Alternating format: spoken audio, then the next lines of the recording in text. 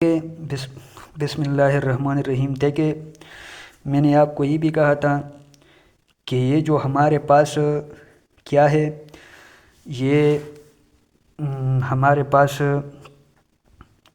جو پریپوزیشنل فریزز ہے یہ ایجیکٹیوز کی طرح بھی کام کرتے ہیں.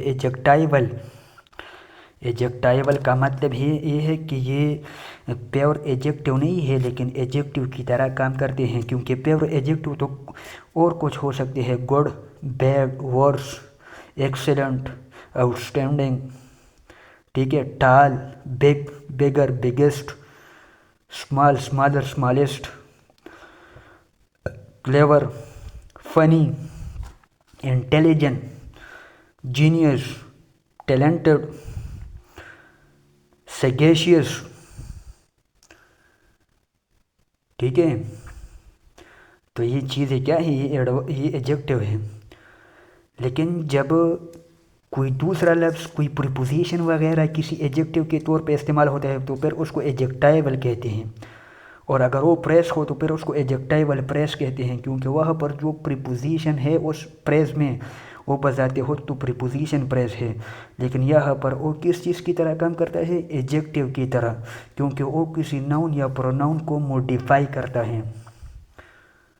ایڈورب میں وہ ورب انادر ایڈورب یا کسی ایجیکٹیو کو موڈیفائی کرتا ہے تو اس کو ایڈوربیل پریپوزیشنل پریس کہتے ہیں. اور ایجیکٹائیول پریس میں کس طرح وہ کرتے ہیں؟ وہ اس طرح کرتے ہیں کہ وہ کسی ناؤن یا پروناؤن کو موڈیفائی کرتے ہیں. کس طرح؟ میں نے لکھا ہے: The cat on the wall is very dangerous. دیکھیں، میں نے لکھا ہے کہ وہ بلی جو دیوار پر ہے وہ بہت خطرناک ہے.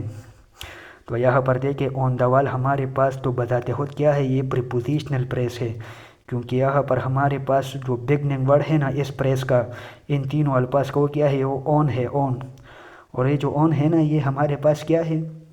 یہ پریپوزیشن ہے، تو اس کو ہم پریپوزیشنل پریس کہہ سکتے ہیں نا.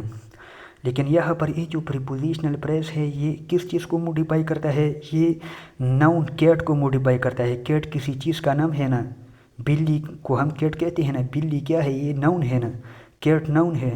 تو جو چیز ناؤن کو موڈیفائی کرتا ہے اس کو ہم کیا کہتے ہیں؟ ایجیکٹیو.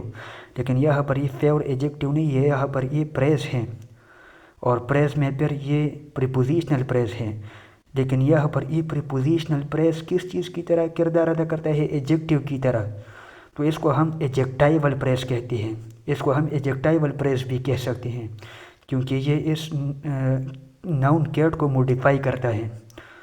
ٹھیک ہے، تو اس کو ہم کیا کہتے ہیں؟ ایجیکٹائیول پریس.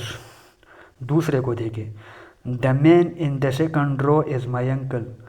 وہ آدمی جو دوسرے قطار میں بیٹھا ہے وہ میرا چچا ہے یا میرا ماموں ہے. تو دیکھیں مین یہ ہمارے پاس کیا ہے؟ ناؤن ہے، کامن ناؤن ہے. ٹھیک ہے، کامن ہو یا پراپر ہو لیکن ناؤن ہے.